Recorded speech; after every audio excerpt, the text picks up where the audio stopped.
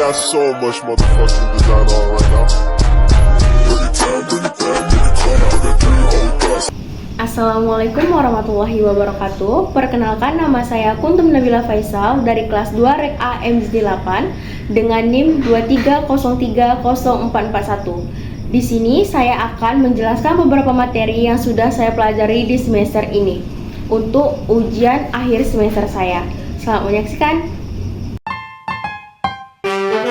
Baiklah, saya di sini akan menjelaskan tentang sistem telekomunikasi dan jaringan. Telekomunikasi itu sendiri berasal dari kata tele dan komunikasi. Tele itu artinya jauh dan komunikasi itu perantara informasi. Jadi telekomunikasi adalah penyampaian hubungan atau informasi dari pihak satu ke pihak yang lain menggunakan bantuan peralatan khusus atau peralatan elektronik.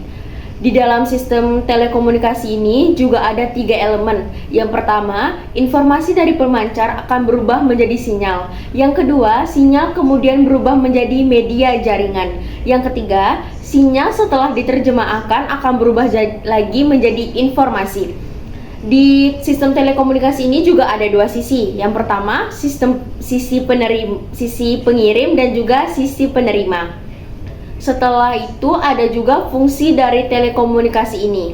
Yang pertama, transmitting devices, yaitu menyampaikan informasi dari pihak satu ke pihak yang lain, baik itu dari jarak yang dekat atau dari jarak yang jauh. Yang kedua ada connecting devices, yaitu menghubungkan perangkat dari pengguna yang satu ke penggunaan yang lain agar mereka bisa saling menghubungi. Yang ketiga ada terminal, yaitu mengubah sinyal informasi asli seperti manusia atau apa gitu. Setelah itu kita ada juga media telekomunikasi. Media telekomunikasi ini sebuah perangkat yang bisa memproduksi dan menyebarluaskan sebuah informasi.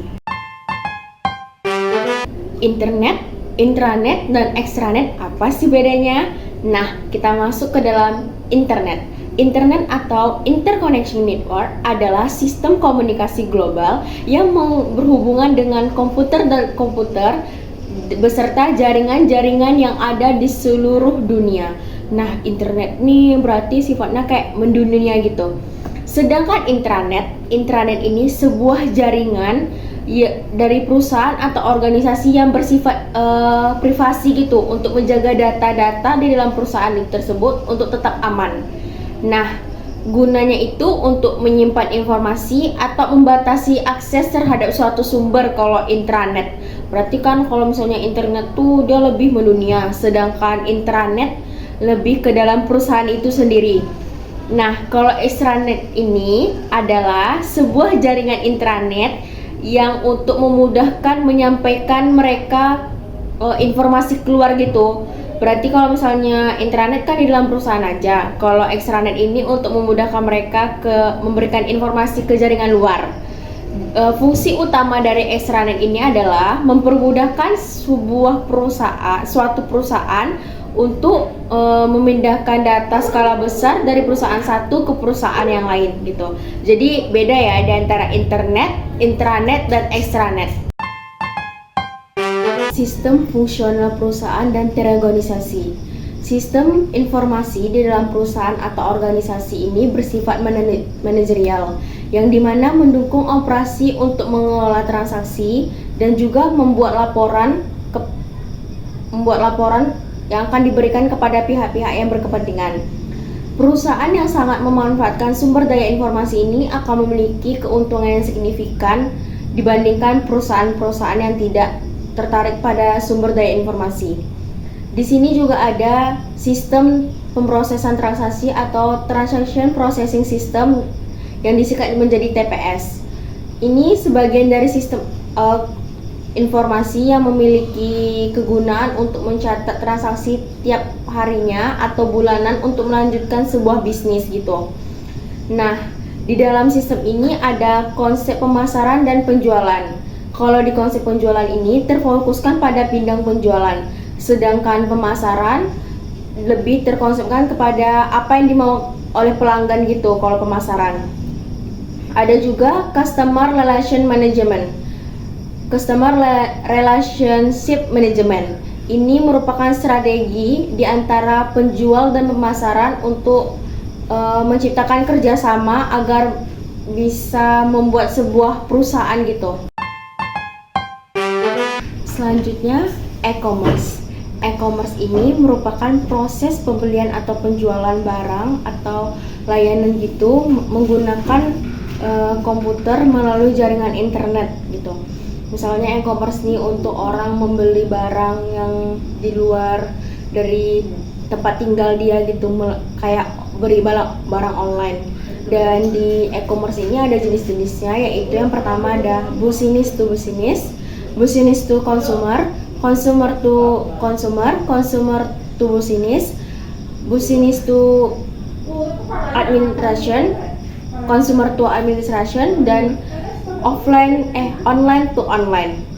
Nah, di e-commerce ini juga ada keuntungan dan kekurangannya gitu.